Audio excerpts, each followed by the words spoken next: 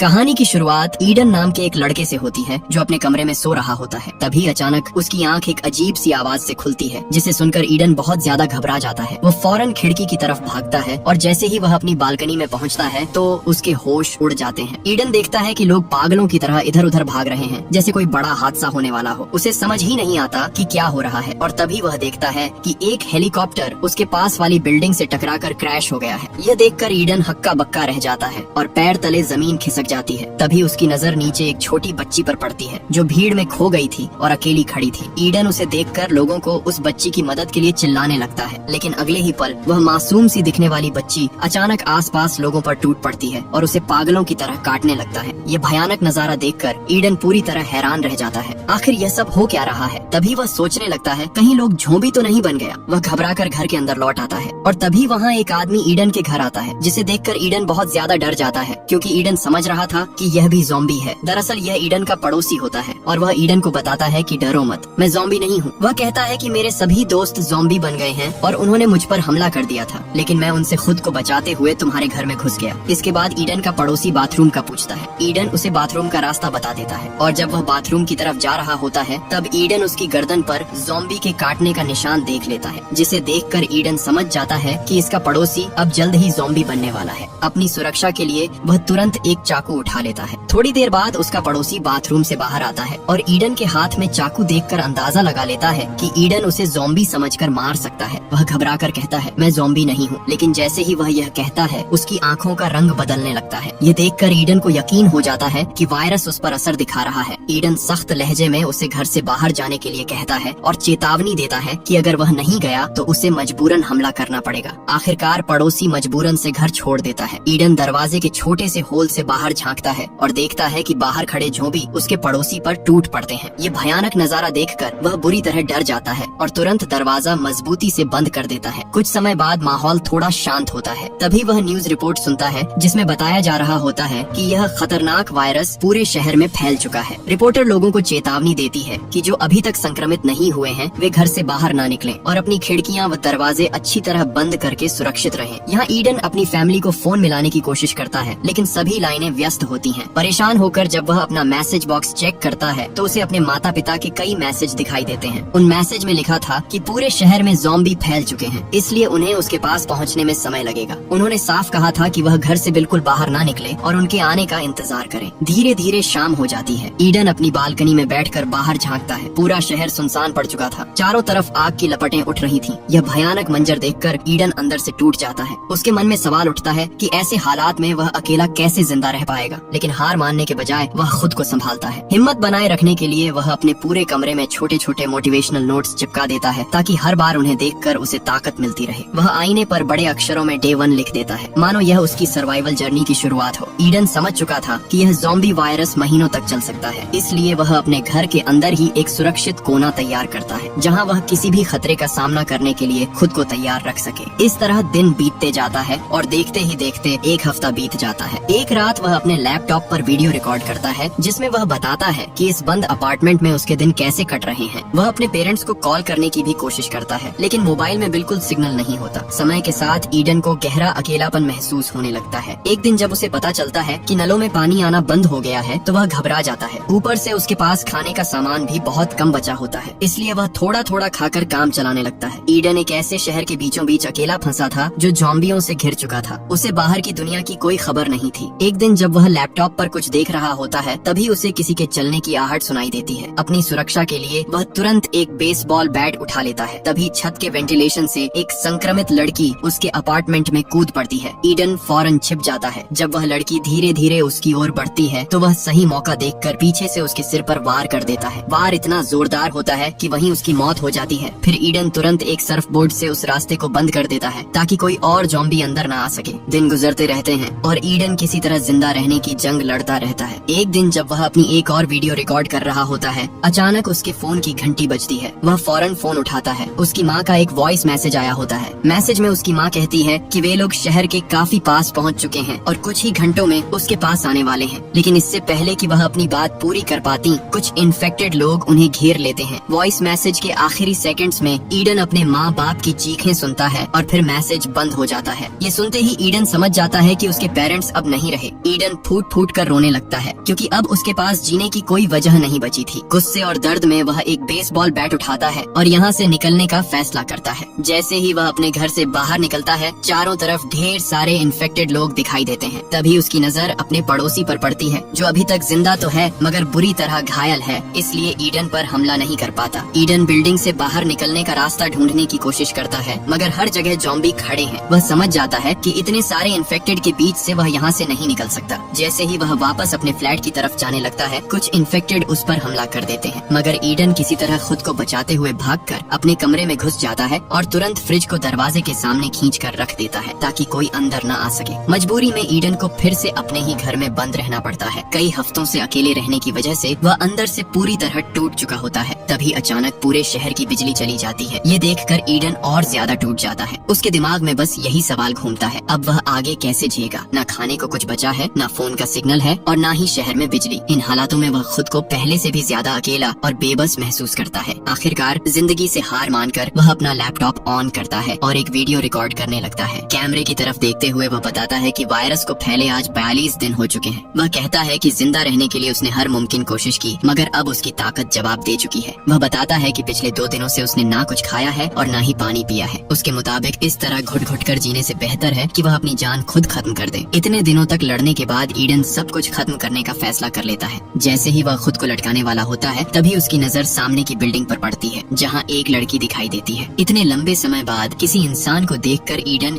एक पल के लिए सन्न रह जाता है और उसी पल उसके अंदर जीने की एक नई उम्मीद जाग उठती है। मगर तभी उसका पैर चेयर से फिसल जाता है और वह तड़पने लगता है। तभी रस्सी टूट जाती है और ईडन की जान बच जाती है। वह तुरंत खिड़की के पास जाकर सामने वाली लड़की को गौर से देखने लगता है। इतने लंबे समय बाद किसी जिंदा इंसान को देखकर उसे यकीन नहीं हो रहा था। वहीं दूसरी तरफ लड़की भी ईडन को देखती है मगर डर के मारे तुरंत पर्दा खींच लेती है क्योंकि उसे लगता है कि ईडन ज़ॉम्बी हो सकता है। अगले दिन ईडन फिर से खिड़की के पास जाता है और उसे देखने लगता है। इससे पहले कि लड़की फिर से छिप जाए, ईडन जल्दी से एक पेपर पर हाय लिखकर उसे दिखाता है और हाथ हिलाता है। यह देखकर लड़की धीरे धीरे समझ जाती है कि ईडन कोई ज़ॉम्बी नहीं है। उसके चेहरे पर हल्की मुस्कान आ जाती है और वह थोड़ा रिलैक्स महसूस करती है। ईडन उसी पेपर पर अपना नाम लिखकर बताता है। यह देखकर लड़की भी अपना नाम ईवा बताती है और धीरे धीरे दोनों के बीच एक छोटी सी दोस्ती शुरू हो जाती है। ईवा ईडन से पूछती है कि क्या उसके पास खाने पीने के लिए कुछ है। ईडन बताता है कि खाने के लिए तो कुछ नहीं है मगर पीने के लिए पानी काफी है। तभी ईवा देखती है कि उसके घर के दरवाजे के पास ज़ॉम्बी आ चुके हैं। डर के मारे वह तुरंत पर्दा खींचकर अंदर चली जाती है। जाने से पहले ईडन जल्दी से पेपर पर लिखता है और ईवा से पूछता है, क्या हम कल भी ऐसे बात कर सकते हैं। ईवा हाँ में जवाब देती है और वहाँ से चली जाती है। रात को ईडन को बहुत भूख लगती है और खाने के लिए कुछ न होने की वजह से वह टूथपेस्ट खाकर गुजारा करने लगता है। थोड़ी देर बाद तेज बारिश शुरू हो जाती है। ईडन बारिश का पानी जमा करने के लिए बाहर बर्तन रख देता है और खुद भी 42 दिनों बाद बारिश में नहाने लगता है। इतने लंबे समय तक भूखा और गंदा रहने के बाद उसे थोड़ी राहत महसूस होती है। 42 दिनों में उसकी दाढ़ी भी काफी बढ़ चुकी होती है, इसलिए वह उसे शेप कर देता है। अगले दिन वह खुद को पूरी तरह साफ सुथरा करके लड़की के सामने आता है। ईवा उसे देखकर प्रभावित होने लगती है। ईडन एक बोतल के साथ रस्सी बांधकर ईवा के फ्लैट की तरफ फेंकता है जिसे ईवा पकड़ लेती है। फिर ईडन उसी रस्सी पर 2 पानी की बोतलें बांधकर उसकी तरफ भेज देता है, लेकिन बोतल सामने की जाली से जोर से टकरा जाती है। यह आवाज नीचे मौजूद एक ज़ॉम्बी तक पहुंच जाती है और वह सीधे ईवा के फ्लैट की तरफ चढ़ने लगता है। ईडन तुरंत उसे देख लेता है और उसका ध्यान भटकाने के लिए एक बोतल उठाकर उसके सिर पर मारता है। इससे ज़ॉम्बी ईडन को देख लेता है और गुस्से में आ जाता है। अब वह ज़ॉम्बी ईवा को छोड़कर ईडन को मारने के लिए उसके फ्लैट की तरफ बढ़ने लगता है। ईडन जल्दी से बेसबॉल बैट उठाता है और जैसे ही ज़ॉम्बी ऊपर चढ़ने वाला होता है वह उसे मारकर खत्म कर देता है। कुछ देर बाद रात हो जाती है और भूख से ईडन का बुरा हाल हो जाता है। अब वह और ज्यादा भूख सहन नहीं कर सकता, इसलिए उसे किसी भी हालत में खाने के लिए कुछ ढूंढना होगा। इसके बाद वह पड़ोसी के घर में जाकर खाना ढूंढने का फैसला करता है। जैसे ही वह अपने अपार्टमेंट से बाहर निकलता है, उसे सामने अपने पड़ोसी की लाश दिखाई देती है। वह उसकी जेब चेक करता है और उसे चाबियों का गुच्छा मिल जाता है। तभी उसे कुछ ज़ॉम्बियों के आने की आवाज सुनाई देती है। अब ईडन बुरी तरह फंस चुका था। वह उनसे भाग भी नहीं सकता था, लेकिन वह समझदारी से काम लेते हुए पड़ोसी की लाश के साथ लेट जाता है और खुद को मरा हुआ दिखाने लगता है। उसकी यह चाल काम कर जाती है और सभी ज़ॉम्बी उसके ऊपर से गुजरते हुए आगे निकल जाते हैं। इसके बाद वह धीरे धीरे पड़ोसी के घर के अंदर घुस जाता है। अंदर जाते ही वह देखता है कि सामने बेड पर एक लड़की लेटी हुई है, लेकिन वह उसके पास जाने से डरता है, इसलिए वह पहले उसके ऊपर एक हेलमेट गिराता है, यह जांचने के लिए कि वह जिंदा है या मर चुकी है। लेकिन हेलमेट गिरने के बाद भी वह लड़की नहीं हिलती। इससे ईडन समझ जाता है कि वह मर चुकी है। इसके बाद वह किचन की तरफ जाता है, जहाँ उसे थोड़ी थोड़ा बहुत खाना मिल जाता है। घर की तलाशी लेते हुए उसे और भी जरूरी सामान मिल जाता है, जिसे वह एक बैग में भर लेता है। जैसे ही वह वहाँ से निकलने वाला होता है, तभी एक ज़ॉम्बी उस पर हमला कर देता है। ज़ॉम्बी के काटने से पहले ही ईडन एक टेबल लैंप से उसके सिर पर वार करता है, लेकिन उससे ज्यादा असर नहीं होता। ज़ॉम्बी फिर से उस पर हमला करने लगता है। तब ईडन एक आइस एक्स का इस्तेमाल करके उसे हमेशा के लिए खत्म कर देता है। बाहर निकलकर वह देखता है कि आसपास कई ज़ॉम्बी घूम रहे हैं। वह सावधानी से उनसे बचते हुए किसी तरह अपने अपार्टमेंट में वापस पहुंच जाता है। कमरे में घुसते ही वह तुरंत अपने कपड़े उतारकर अपने शरीर की जांच करता है कि कहीं उसे किसी ज़ॉम्बी ने काट तो नहीं लिया, लेकिन उसका शरीर पूरी तरह सुरक्षित होता है, जिसे देखकर उसे राहत मिलती है। इसके बाद वह पड़ोसी के घर से लाए हुए बैग को खोल कर देखता है। बैग में उसे 2 वॉकी टॉकी मिलते हैं। ये देखकर वह सोचता है कि एक वॉकी टॉकी वह ईवा को दे देगा, ताकि दोनों एक दूसरे के संपर्क में रह सकें। फिर ईडन अपने कपड़ों को बांधकर एक लंबी रस्सी बनाता है और बालकनी से नीचे उतरने लगता है। जैसे ही वह जमीन पर पहुंचता है, वह चुपचाप आगे बढ़ने की कोशिश करता है, लेकिन आसपास कई सारे ज़ॉम्बी खड़े होते हैं। तभी ईडन चुपके से एक वॉकी टॉकी ईवा के अपार्टमेंट की तरफ फेंक देता है। उसकी आवाज सुनते ही ज़ॉम्बी अलर्ट हो जाते हैं और ईडन का पीछा करने लगते हैं। हालात बिगड़ते देख ईडन फौरन एक बालकनी पर चढ़कर छिप जाता है। रात का अंधेरा होने की वजह से ज़ॉम्बी उसे देख नहीं पाते और कुछ देर बाद वहाँ से चले जाते हैं। उनके जाते ही ईडन वापस सुरक्षित अपने अपार्टमेंट में लौट आता है। अगले दिन ईवा वॉकी टॉकी पर ईडन से बात करना शुरू करती है। ईडन अपने वॉकी टॉकी पर ईवा की आवाज सुनकर काफी खुश हो जाता है। वह ईवा से कहता है कि उसने पिछले 3 दिनों से कुछ भी नहीं खाया है और भूख से उसकी हालत खराब हो चुकी है। जवाब में ईवा भी बताती है कि वह पिछले 2 दिनों से भूखी है। इसके बाद दोनों काफी देर तक बातें करते रहते हैं और देखते देखते रात हो जाती है। फिर ईवा कहती है कि अब रात हो गई है और वह सोने जा रही है। इतना कहकर वह ईडन से संपर्क काट देती है, लेकिन यहाँ ईडन से अब भूख बिल्कुल भी बर्दाश्त नहीं हो रही होती। इसलिए वह खाना ढूंढने के लिए इसी बिल्डिंग को एक्सप्लोर करने का फैसला करता है। वह अपने बाथरूम के वेंटिलेशन का रास्ता खोलता है और उसी रास्ते से होकर पड़ोसी के घर में घुसने लगता है। आगे बढ़ते हुए उसे एक इन्फेक्टेड की लाश मिलती है, जो शायद ऑक्सीजन की कमी से मर गया होता है। उसे देखकर ईडन बुरी तरह डर जाता है, लेकिन फिर किसी तरह हिम्मत जुटाकर आगे बढ़ता है और अपने पड़ोसी के बाथरूम तक पहुंच जाता है। जैसे ही वह नीचे उतरता है, उसकी नजर जमीन पर पड़ एक खून के एक लंबे निशान पर जाती है। वह उस निशान को फॉलो करता है और सामने लगे पर्दे को हटाता है, लेकिन वहाँ कोई भी नहीं होता। इसके बाद ईडन धीरे धीरे पूरे घर की जांच करने लगता है। जब वह किचन में पहुँचता है तो वहाँ उसे खाने पीने का काफी सारा सामान मिल जाता है। ये देखकर ईडन तुरंत ईवा से संपर्क करता है और उसे बताता है कि उसे ढेर सारा खाना मिल गया है। ये सुनते ही ईवा गुस्सा हो जाती है और ईडन से कहती है, तुम मुझसे बिना पूछे उस घर में कैसे चले गए? वहाँ तुम्हारी जान को खतरा हो सकता है। जवाब में ईडन उसे समझाता है, तुम टेंशन मत लो, यहाँ फिलहाल कोई भी नहीं है। इसके बाद ईवा ईडन से कहती है कि वह भी उसके पास आना चाहती है, लेकिन ईडन उसे समझाता है कि अभी उसके पास आना सही नहीं होगा, क्योंकि ऐसा करने से वह खतरे में पड़ सकती है। ईडन कहता है कि जब वह इस घर से निकल पाएगा तब वह ईवा को सुरक्षित अपने घर में ले आएगा। ये सुनकर ईवा मान जाती है और ईडन से कहती है कि अपना ख्याल रखना। अब जब ईडन को खाना मिल चुका होता है तो वह वापस अपने अपार्टमेंट जाने का सोचता है। तभी उसकी नजर सामने वाली दीवार में बने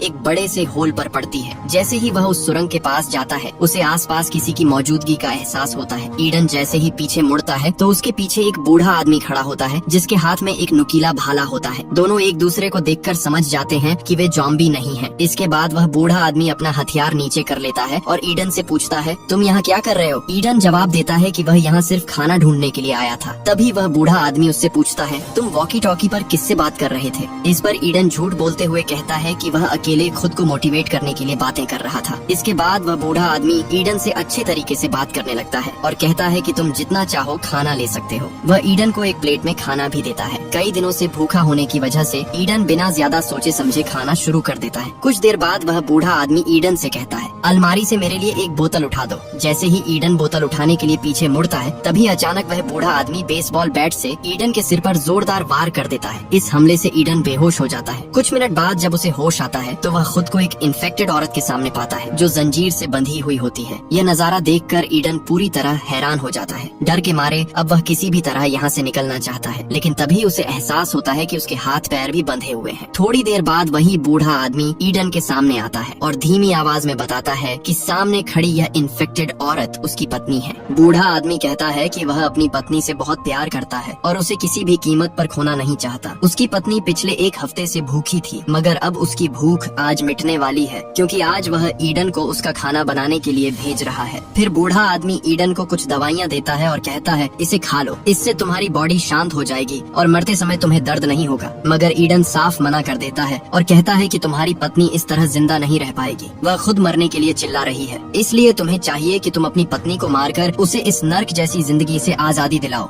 मगर उस बूढ़ा आदमी की मानसिक हालत ठीक नहीं थी, इसलिए वह ईडन से कहता है चुपचाप यह दवाई खा लो, वरना मुझे तुम्हें बेहोश करने के और भी तरीके आते हैं। ईडन फिर भी मना कर देता है। इसके बाद बूढ़ा आदमी अपना औजार लेने के लिए आगे बढ़ता है। ये देखकर ईडन समझ जाता है कि अगर अभी कुछ नहीं किया तो वह जल्द ही मारा जाएगा, इसलिए वह जैसे तैसे खुद को छुड़ाता है और दरवाजे के पीछे छिप जाता है। जैसे ही बूढ़ा आदमी उसे मारने आता है, ईडन चालाकी से उसे पकड़कर उसकी पत्नी के पास धकेल देता है। तभी बूढ़े आदमी की पत्नी उस पर हमला कर देती है और उसे काटने लगती है। ईडन दोनों को कमरे में छोड़कर दरवाजा बंद कर देता है, अपना सामान पैक करता है और अपने फ्लैट की तरफ निकल पड़ता है। तभी ईवा वॉकी टॉकी के जरिए ईडन को बताती है कि उसके फ्लैट में इन्फेक्टेड लोग घुस चुके हैं। यह सुनकर ईडन तुरंत ईवा को बचाने के लिए उसके फ्लैट की तरफ बढ़ता है। जब ईडन अपनी बालकनी पर पहुंचता है तो देखता है कि ईवा फंस चुकी है और उसके पास निकलने का कोई रास्ता नहीं बचा। ईडन जल्दी से चादरों की रस्सी बनाता है और नीचे उतरने की कोशिश करता है, मगर रस्सी फिसल जाती है और वह नीचे गिर जाता है। तभी एक इन्फेक्टेड उसकी तरफ दौड़ता है और उस पर हमला करता है। ईडन खुद को बचाने के लिए शॉटगन उठाकर उसे मार देता है, मगर गोली की आवाज से बिल्डिंग में मौजूद कई इन्फेक्टेड उसे देख और सुन लेते हैं। अब वे सभी उसे मारने के लिए ऊपर से कूदने लगते हैं। ईडन खुद को बचाने के लिए सीधे ईवा के फ्लैट की तरफ दौड़ता है। वहाँ ईवा भी ऊपर से उसके लिए चादरों की रस्सी फेंकती है। ईडन उस रस्सी के सहारे ऊपर चढ़ने लगता है, मगर तभी एक इन्फेक्टेड भी उसी रस्सी को पकड़कर उसके पीछे चढ़ने लगता है। ईडन तुरंत समझदारी दिखाता है और एक फ्लैट की बालकनी में छलांग लगा देता है। वह जल्दी से चाकू से रस्सी काट देता है, जिससे इन्फेक्टेड ऊंचाई से नीचे गिरकर मर जाता है। अब ईवा भी नीचे कूदकर ईडन के पास आ जाती है और दोनों मिल जाते हैं। ईडन ईवा से कहता है कि यहाँ रहना सुरक्षित नहीं है, अगर हम यहाँ रुके